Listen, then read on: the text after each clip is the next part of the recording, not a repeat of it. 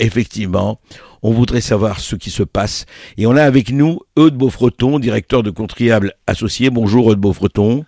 Bonjour. Bonjour Eudes Beaufreton, depuis longtemps avec Contriables Associés, vous dénoncez les gaspillages de l'État, les dépenses somptuaires. Et là, effectivement, on fait appel aux dons. Et d'ailleurs, les gens n'ont pas attendu, les Français n'ont pas attendu, effectivement, Gérald Darmanin pour le faire. Ils le font, ils organisent.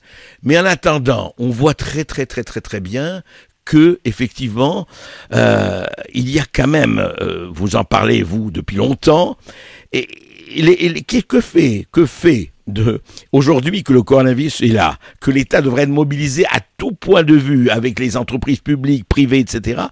Eh bien, l'État a-t-il vraiment mis toutes ses ressources à contribution, à votre avis ? La réponse est non. Moi, j'ai une seule question à poser quand même au gouvernement, mais pas que le dernier, aussi au précédent. Où est passé l'argent ? Bien sûr.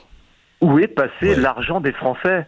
Je voudrais quand même rappeler que la France est le premier pays de l'OCDE en termes d'imposition, que en matière de dépenses publiques, la France dépense par an l'État 57,6% de la valeur ajoutée créée par les Français, au nom d'un État-providence, parce qu'en France, c'est un État-providence, dont on est loin d'être un pays libéral, pas avec 57,6% de dépenses publiques du PIB. Et quand j'entends plein de gens dire qu'on est un pays ultra-libéral, c'est totalement faux, on est un pays étatisé.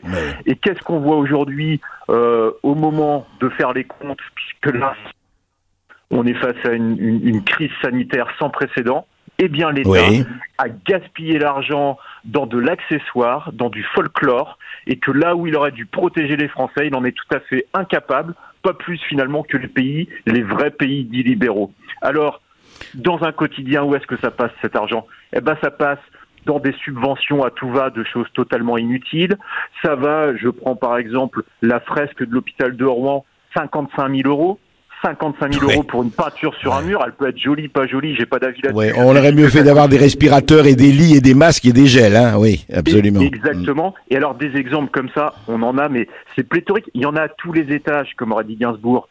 Il y en a dans les effectifs de la fonction publique. Je rappelle quand même que la France a quasiment 6 millions de fonctionnaires. Alors moi, aujourd'hui, 6 millions de fonctionnaires, c'est pas 6 millions d'infirmières, c'est pas 6 millions de médecins. Quand on pense qu'ils n'ont pas de masque, quand on pense que ils sont hyper exposés, alors que ce sont là pour le coup des fonctionnaires, des agents publics qui s'engagent, ils mettent leur vie. Et très péril. Important, c'est pour ça il faut pas. Voilà, je sais que vous n'êtes pas anti-fonctionnaires, il y a des fonctionnaires qui font formidablement leur travail et dont on a besoin. Il y a des fonctionnaires dont il y a une fonction publique dont on a besoin, et je dis bien une fonction publique dont on a besoin. Et à l'intérieur de ça, il y a des gens qui peuvent avoir le statut à vie et d'autres qui n'ont pas nécessairement besoin du statut à vie. C'est pas parce qu'on a le statut à vie que ça fait un fonctionnaire utile.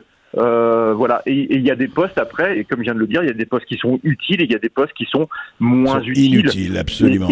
Et aujourd'hui, on n'est pas capable d'adapter précisément les besoins. La preuve, c'est que l'État aujourd'hui continue à payer les salaires de l'ensemble des fonctionnaires.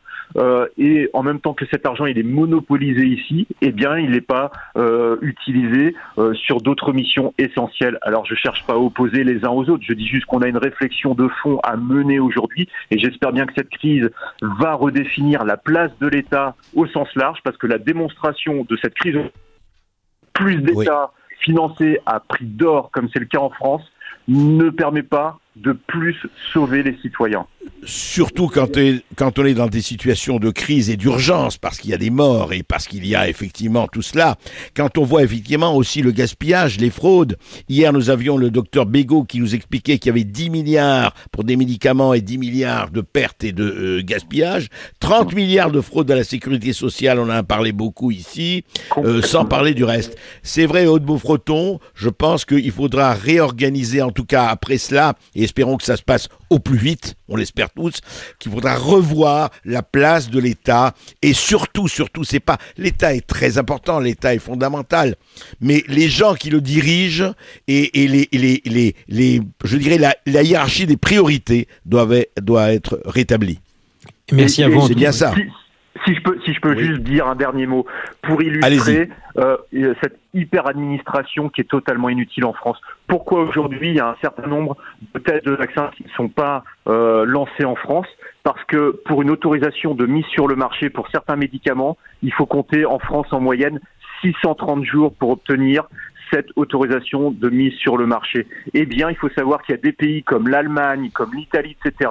Il faut 1 mois en Allemagne, 6 mois en Italie, 4 mois au Danemark. Et voilà. Et c'est exactement la démonstration de l'inutilité de cette hyper-administration, de cette technocratie qui est un boulet pour la France. Eh bien, on va continuer à en parler, effectivement. Merci, Aude Beaufreton, de Contribuables Associés.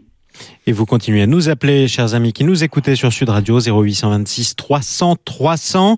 Est-ce qu'on a payé assez d'impôts? Est-ce que vous craignez d'en payer davantage? Où est parti l'argent? Toutes les questions qu'on pourrait se poser en ce moment en période de crise. On vous donnera la parole à partir de 13h sur Sud Radio.